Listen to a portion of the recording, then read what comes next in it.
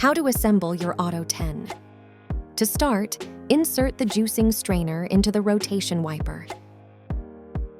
Check the juicing bowl to ensure the silicone pieces in the pulp outlet are positioned before locking the latch.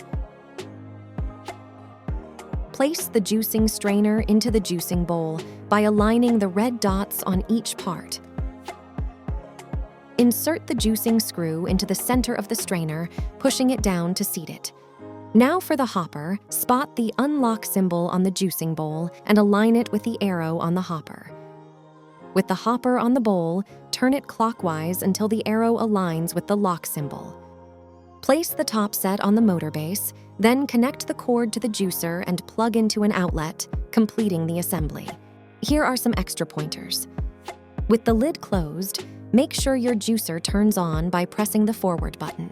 To open the lid, lightly push on the locking tab with your thumb.